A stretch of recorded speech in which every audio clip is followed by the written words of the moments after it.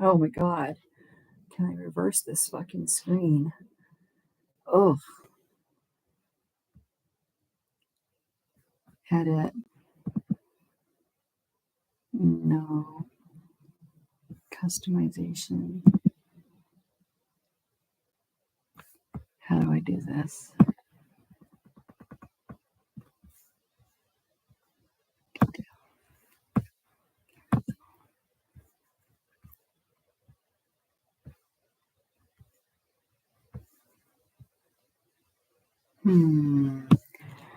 Hello, hello, hello. Hey, Issy.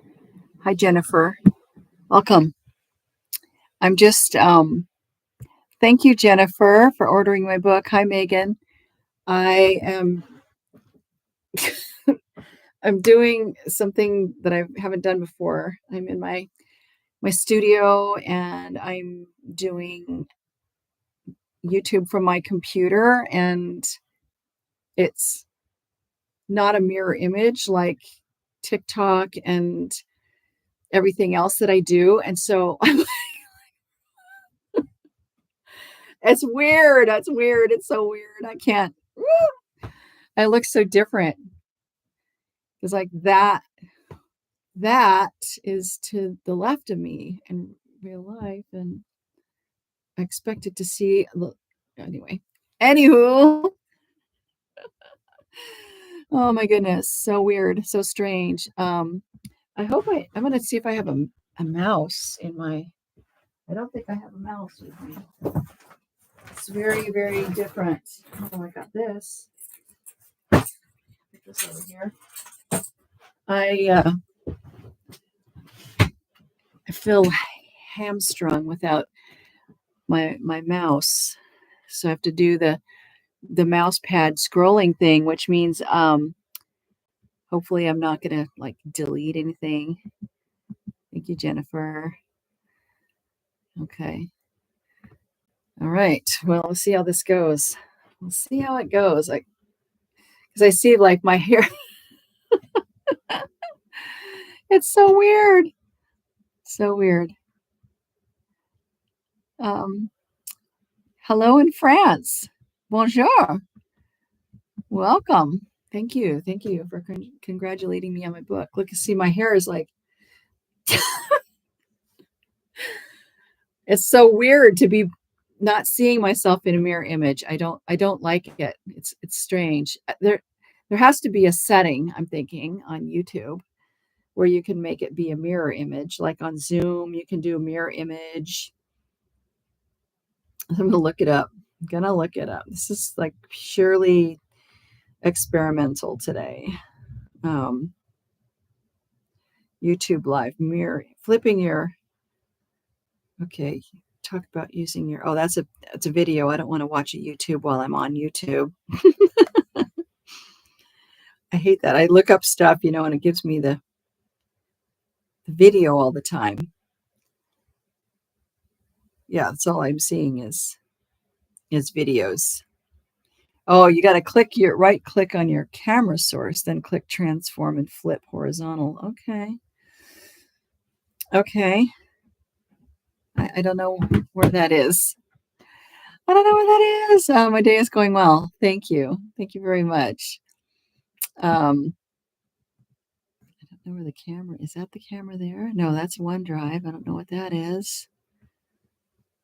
There's like so many features on here. I'm trying to learn. See my thing, my book cover poster there. Kind of cool. My banner to take with me when I go do book signing. That's going to be fun.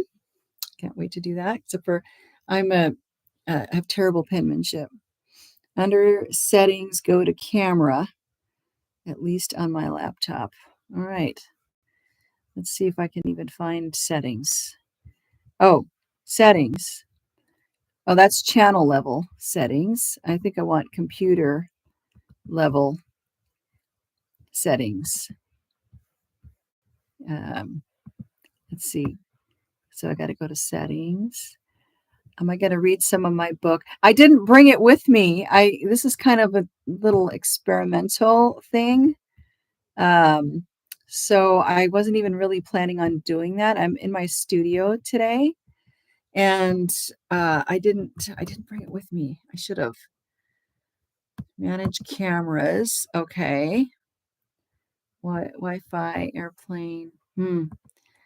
Yeah, I don't know how to manage my camera on here. Sorry, guys. It's probably super. Change the default settings for your camera. Integrated webcam. Okay. Troubleshoot, disable. An app is using it. Settings change here, and the app will affect the app and camera preview below. Yeah, it doesn't really give you anything in here. Just like sharpness, saturation, all that stuff. So I don't know. It is what it is. Oh my gosh. Good morning, Dova. So yeah, I should have brought my book to read some of it for you. Oh, you know what? I probably can read some of it, actually. I think I can because I have it on my phone. I have the electronic version. So let me see if I can find that. See if I can download that. Okay, here it is. All right. Although now I've got to try to figure out where I'm going to read from. Chapter 1 is pretty good. Let me see if I can find this. I'll read from chapter 1. Yeah, oops, skipped right past it. It's really tiny, though. Okay, this is called For God's Sakes, Forget the Harps. For God's sake, forget the harps. Dova, I wanted to say thank you to you and the other hospice nurse for getting me through my father's passing in April. I was more prepared and understanding due to the information you both provided. Thank you for saying that. That always makes me happy to know. Okay, so I'm going to read from my book, For God's Sakes, Forget the Harps. Hospice nurse Julie, yep. The destination is on your right, Siri announced, overriding the Partridge Family song that I had been blasting to distract myself as I pulled my Prius up to a small gray single-story home. The yard looked like it had been nicely landscaped at one time, but hardly experienced any attention recently. The lawn was brown with pops of yellow and green from dandelions gone unchecked. The curtains were drawn shut, and if it hadn't been for the call I had made to the occupant earlier in the day to confirm my arrival, I would have thought the house vacant. I picked up my notepad from the passenger seat, or my office, as I usually referred to it, and double-checked the address. Satisfied that Siri had delivered me to the right destination, I shut off the car and opened the door, swinging my legs out. I reached into the back seat and pulled out the roller bag, holding all the tools of my trade: a stethoscope, laptop, gloves, hand sanitizer, and all the other accoutrements a nurse might need to care for a dying patient. As I proceeded up the walkway, I saw wide eyes peering around the door, which now was cracked slightly open. I waved. "Hi, I'm Penny, your hospice nurse. Are you Mrs. Woods?" The woman frantically gestured for me to come in. Yes, I'm Lorraine Woods. You can call me Lorraine," she said anxiously. "Thank God you're here. Please come in. He's not eating, he's not drinking, and I can only get him to wake up for a few minutes. I don't know what's wrong, and I'm so scared." Lorraine crumpled over, and I could see tears glistening on her cheeks. The person in question was Brandon, Lorraine's 22-year-old son. He had been admitted to hospice only a day ago. The oncologist had finally made the determination that the chemotherapy meant to poison his cancer was likely contributing to the destruction of his young body and not working to slow the rapidly growing tumors. I followed Lorraine into the home, down a hall, twisting one way and then the next. The house was clean, but as I was accustomed to seeing in homes where the focus was caregiving for a dying patient, there was a fair amount of clutter. We arrived in the living room, where Brandon was spending his last days of life. The lights were dim and classical music played quietly in the background. An odd choice, I thought, given Brandon's young age. Lorraine pointed at the hospital bed in the corner of the room as if I wouldn't have noticed it otherwise. In the bed lay a young man whose hazel eyes were partially open, though he did not appear to be looking at anything at all. His sandy blonde hair was unkempt, and his gaunt, pale face didn't closely resemble what had surely been a handsome young man's face before falling victim to his insidious disease. Soft, gurgling noises could be heard with each breath. I reached out to him, placing my hand on his arm and lightly shaking it. Hospice nursing requires a gentle touch, and a patient's response is never checked with vigorous shaking. If a patient doesn't respond to a quiet presence, I leave them alone. But my touch was enough to rouse my young patient, and he opened his eyes fully, looking up at me. Brandon, I'm Penny, your nurse. How are you doing today? Brandon stared at me for a moment, took a deep, rattling breath, then closed his eyes. I was experienced enough to know that Brandon was probably in his last few days of life, and decided to forego any checking of vital signs. I am a firm believer that the dying process should be minimally interrupted, if at all. I also knew the readings I would get on my nursing equipment would be meaningless if I didn't plan to intervene. The needs of a dying patient are better met by evaluating their comfort based on how they look, not the numbers on a blood pressure cuff. Brandon appeared to be peacefully and painlessly dying. Do you think he's suffering? Lorraine asked quietly. She had been so silent that I almost forgot she was still in the room. He looks quite comfortable, actually. His face is very relaxed, I said, running my finger across his smooth forehead slowly. This is usually very creased when a person is in pain. The angst Lorraine had shown when I first arrived began to return. Why is he making that noise? It sounds like he's drowning.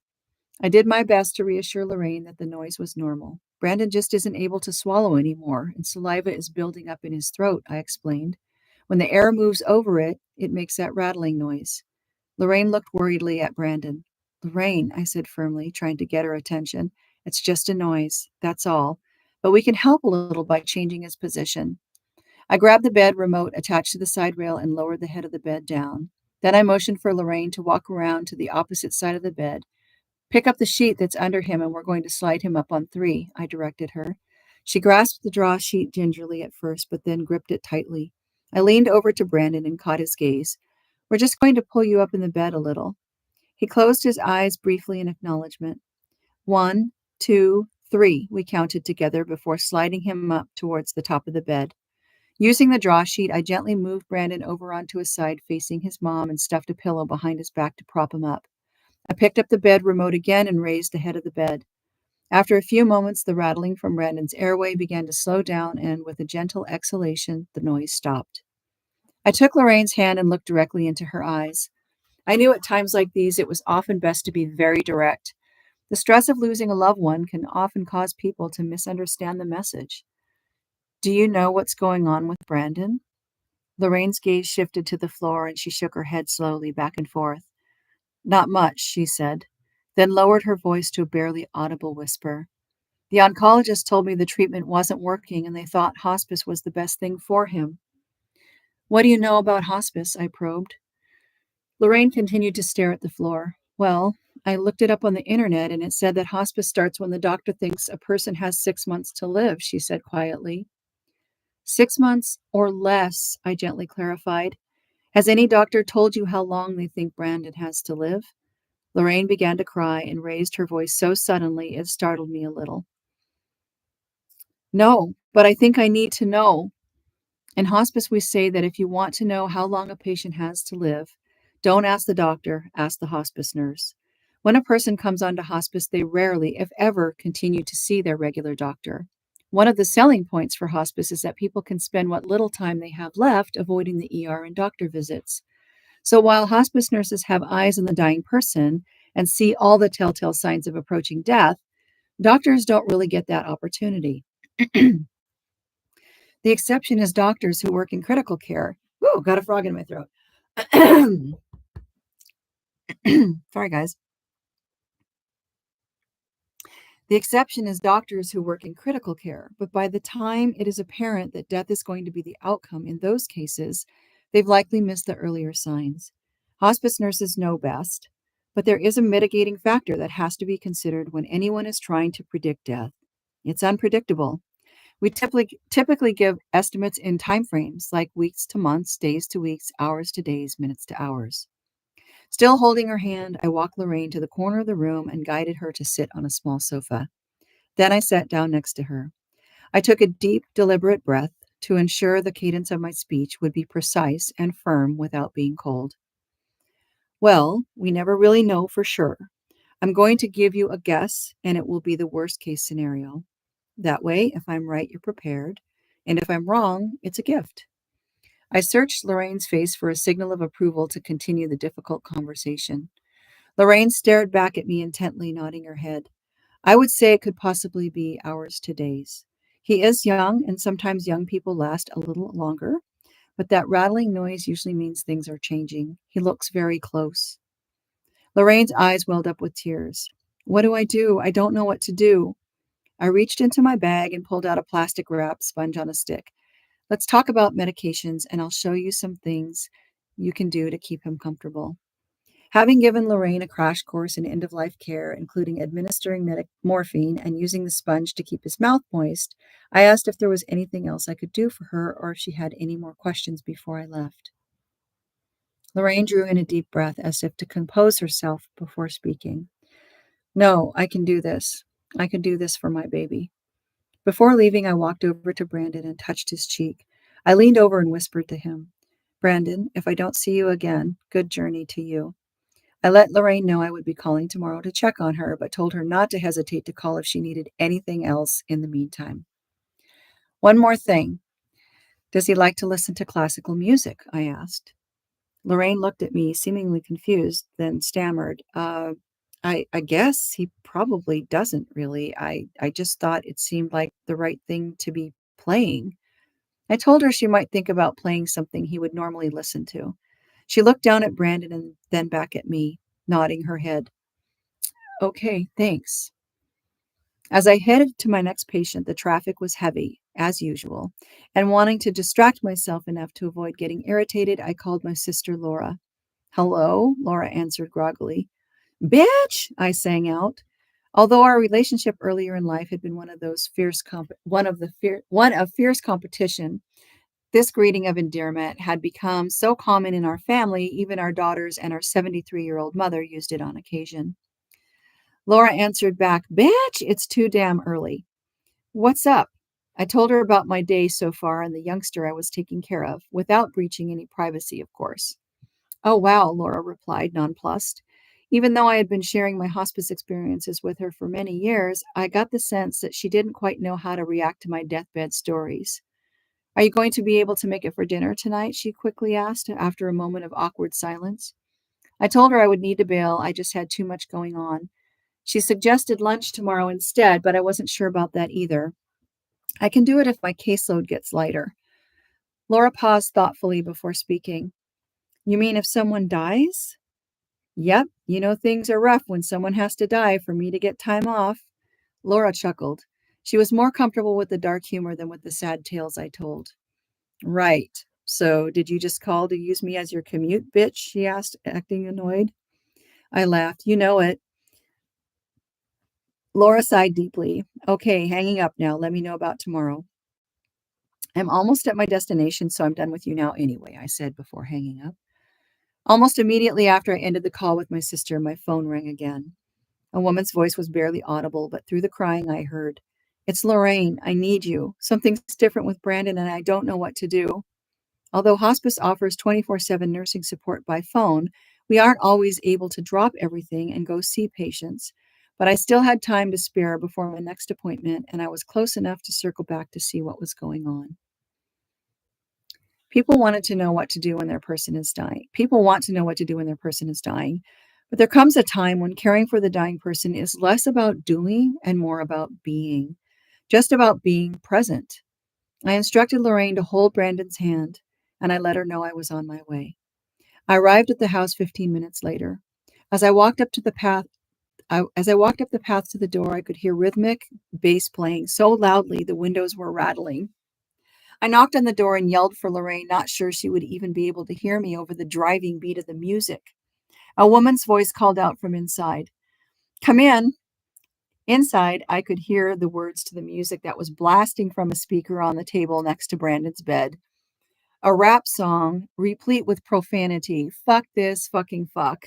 I'm sure there were more words, but those were all that stood out to me. Lorraine was standing next to Brandon, holding his hand. His breathing had changed again, and he was now gasping like a fish out of water. Wow, that's a definite change of tempo, I yelled. Lorraine picked up an iPhone from the nightstand and adjusted the volume down. You were right. When I put his music on, he just seemed more peaceful. Of course, it makes me want to die to have to listen to it, she said, sort of half laughing, half crying. I can't believe I'm making a joke right now. I just want it to be over. She sobbed, turning her gaze to the dying young man. I want his suffering to end. Is that just awful for me to say? She looked back at me. I paused, not saying anything right away, to allow space for silence. Then I reached out and wrapped my arm around Lorraine's back. Lorraine, I said softly, look at his face. Look how peaceful he is. I squeezed her shoulder tenderly as I pulled a box of tissue out and handed one to her. But I know this is hard for you. Lorraine sniffled and looked up at the ceiling as if to gather her thoughts. What can I do? I walked over to Brandon's side. Talk to him. Tell him you'll be okay. Lorraine began sobbing again. But it's not okay. Of course it's not okay, I acknowledged. It's never okay for someone to lose their loved one, especially their child. I thought for a minute. Lorraine, tell him what he means to you. Lorraine inhaled deeply and picked up Brandon's hand, clutching it to her heart.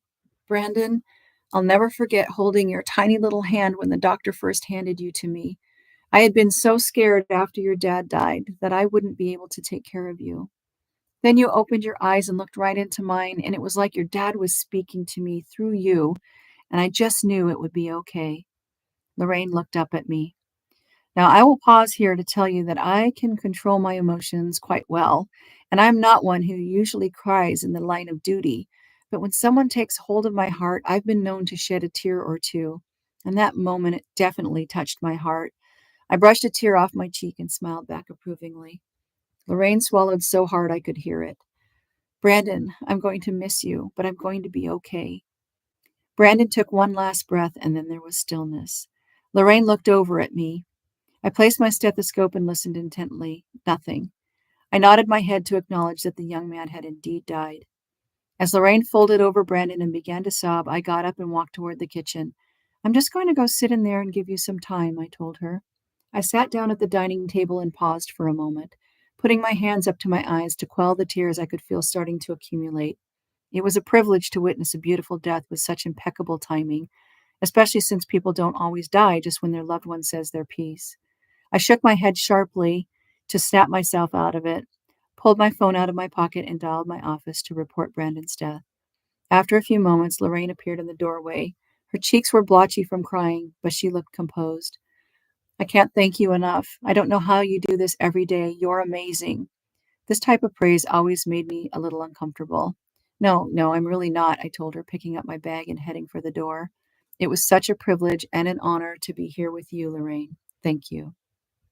Lorraine walked slowly in front of me, then stopped and turned around to face me. She grabbed my hand and squeezed it. Say what you want, she told me, but I think you must be an angel. I'm not, I thought. I am very human. And what I've realized is that the same compassion we hold for others can take a hell of a lot of practice to hold for ourselves.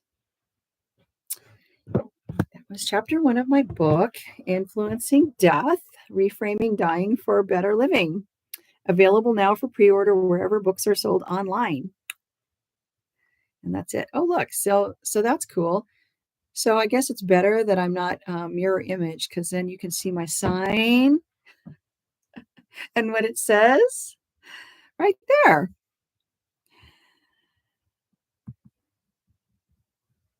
So that is my reading for today.